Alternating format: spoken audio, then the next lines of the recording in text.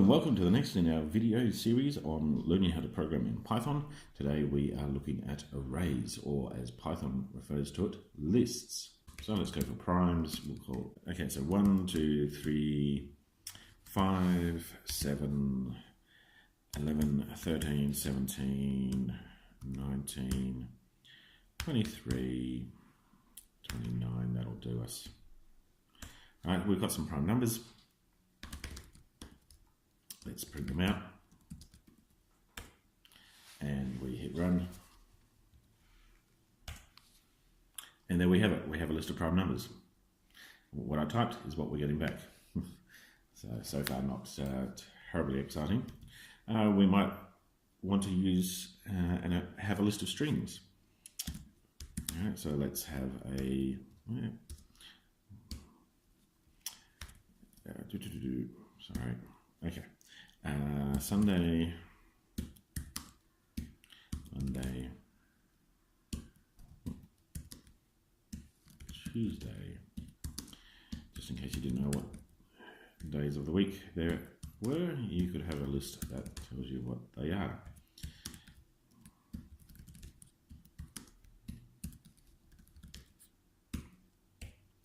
And again, we can just print this out.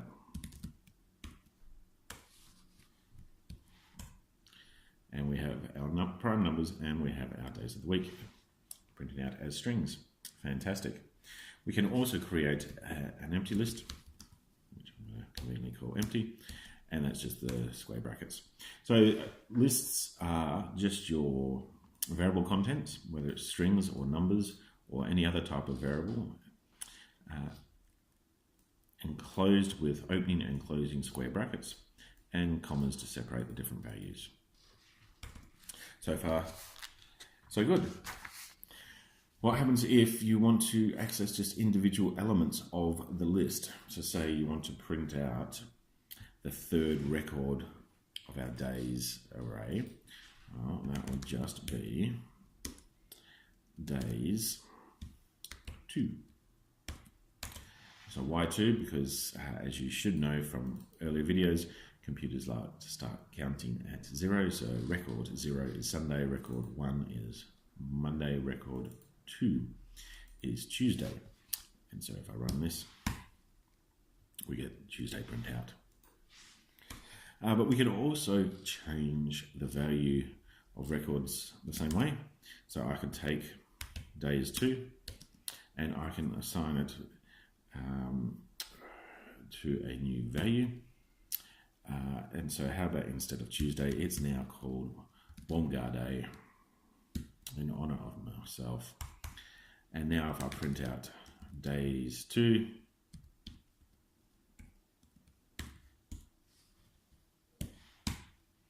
we will see it's called Bomgar Day. Okay, now here I said days 2 is equal to Bomgar Day, print days 2. How do we know that it's actually changed the full list? That's a good question. So let's print out the whole list again. All right, and now the whole list is Sunday, Monday, Bomgar Day, Wednesday, Thursday, Friday, Saturday. So we have actually changed the contents of the list. Now it's also worth noting, let's just get rid of this Bomgar Day thing. It's also worth noting that as you just saw, we were using the square bracket notation to specify which record number I want. This notation can be used in the same way that it works with strings. So if I wanted a list of my weekdays, I could call days and I could say, give me day 1 to 6, and let's just print the weekdays. Monday, Tuesday, Wednesday, Thursday, Friday. That's what we expect to see there. So that works. It also works the same way, just like with strings. You can use negatives to say come in from the end of the list, and we will get the same results: Monday, Tuesday, Wednesday, Thursday, Friday. What happens if we want to have a new day in the week? All right, so instead of having Bomgar Day being Tuesday, how about we say days.append, and we have an 8th day in the week. which we call Wonga Day.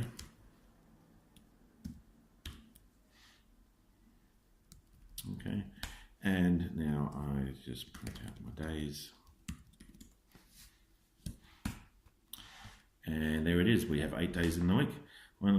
Sunday, Monday, Tuesday, Wednesday, Thursday, Friday, Saturday, Wonga Day. What happens if I want to iterate through this list?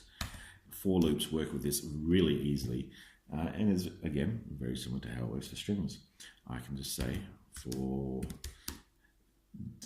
day in days, print whatever day I'm looking at. All right. So, and there we go. There's our list and so basically each individual element, as just like it does for strings, how it gets each individual character in the full string. Here we're getting each individual element of the list days. So the list is days, and each individual element we're going to call, assign it to the name of whatever we put here, and then we can access it inside the for loop. If suppose you want to know the index number for each element that you print out, there are ways you can do that as well. We could have an index counter that we call I, and say for day in days, print the day. So let's say day I is day, and then I is equal to I plus 1. Right, as I run that. All right, we get day 0 is Sunday through to day 6 is Saturday. We can do it all inside one for loop without having to have a variable outside it if we want. Let's call this day number. We use the range function combined with the len function. Len you will remember from strings. It tells you how long the string is. In this case, it is telling us how long our list is. And so now print day number is, now I don't have a day variable because that was getting declared here, and here instead our loop is updating a day number variable. So how can I get my individual elements? Well, I've already seen how to do that. I use my square bracket notation. So on the days variable, which is our full list, I just want the day number record from that. Oops, where's my cursor? There it is. Close and run that. Okay, and that. All right, so both that and that are producing the exact same output and are functionally equivalent, more or less. All right, but if all you would need is the individual elements, that is definitely the cleanest way of doing it. So what are some other things that we can do? So we just saw that we've got the len function. So the length of the list is len days. We can also find out the minimum value in the list. Right, and that is min. And you put your list in there. Similarly, we can find the maximum,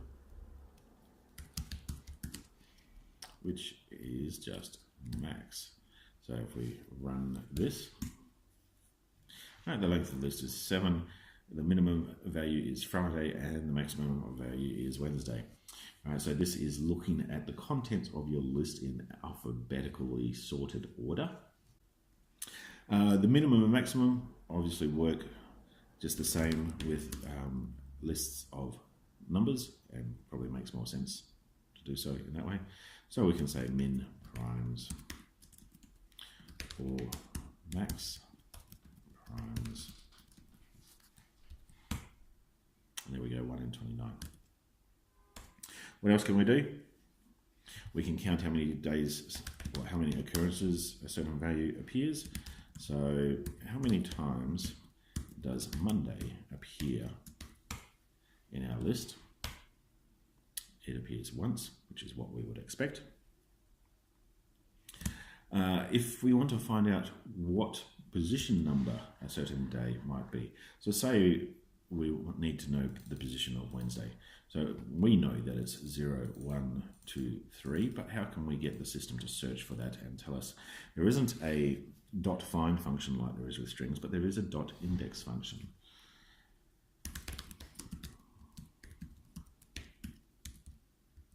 What happens if I spell it correct?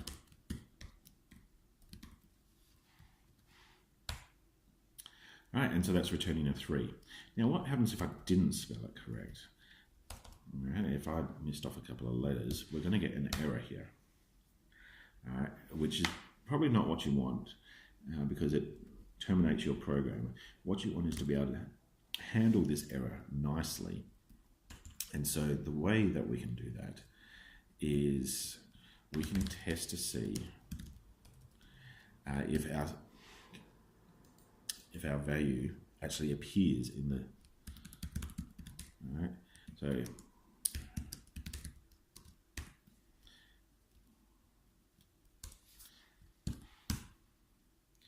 okay, so we've got a value of true being returned here, and so by saying value in list, it's going to return true or false. So if I've misspelt it, instead of saying true, it will now say false. And so we can wrap this around into an if statement to check before we use the index. So if, all right, so actually let's create search for Wednesday. Okay. And so if search for appears in days, then print it appears at position days.index, whatever we're searching for. So if I run that, right, it appears at position 3, which is where we expect Wednesday to appear. What I should also do right away is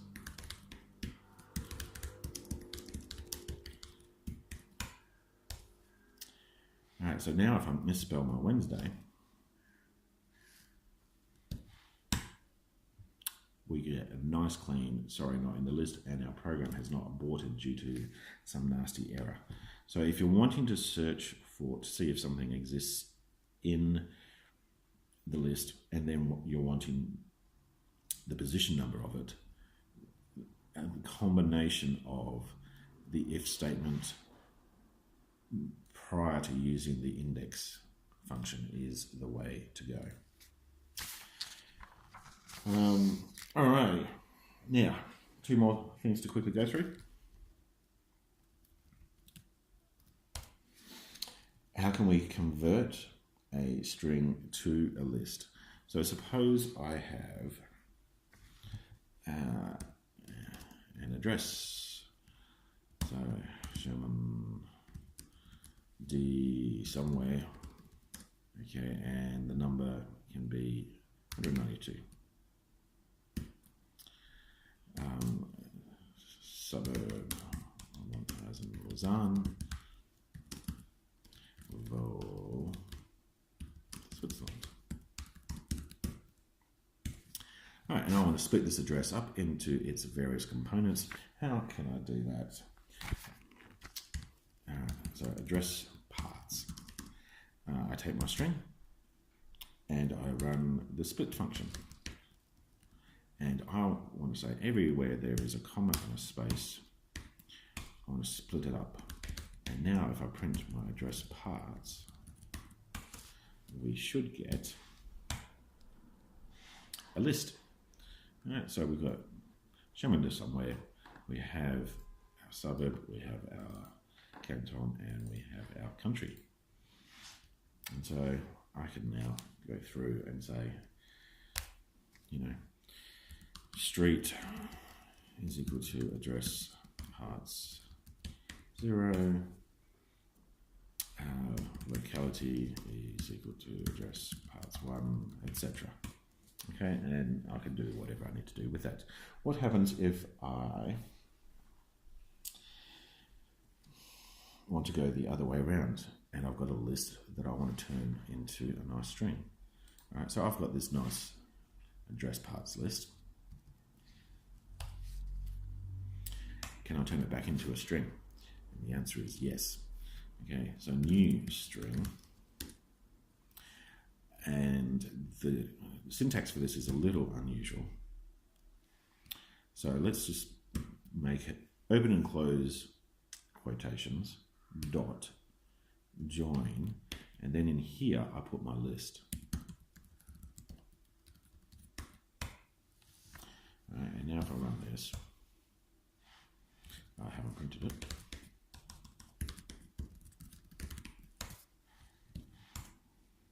All right, showing somewhere, and we can see it's all been stuck together.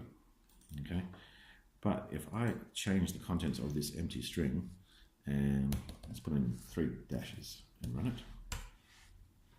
All right, we'll see we have showing somewhere with 192, 3 dashes, 1000 Lausanne, 3 dashes, Vaud, 3 dashes Switzerland. So basically whatever goes inside here is what is used to join it together. So I can put my comma space and I'll end up back with my original string. So that's how you can split it, split a string apart into a list and take a list and join it back together into a string. Last thing to quickly go through is list generators. And this is basically if you're wanting a list to be automatically generated for you. So let's start with an example, shall we?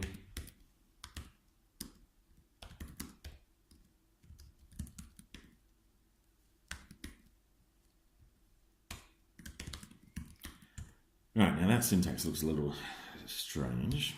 Let's see what it does. It gives me the numbers at 0, 10, 20, 30, 40. Right, and so basically what's happening here is that we have our square bracket notation which starts and ends a list. And inside that, we're telling it to run a for loop. And this for loop part is constructed in the same way that we're used to. We have a variable that is going to be assigned for each iteration of the loop, and then we have the range that is specifying, the sequence.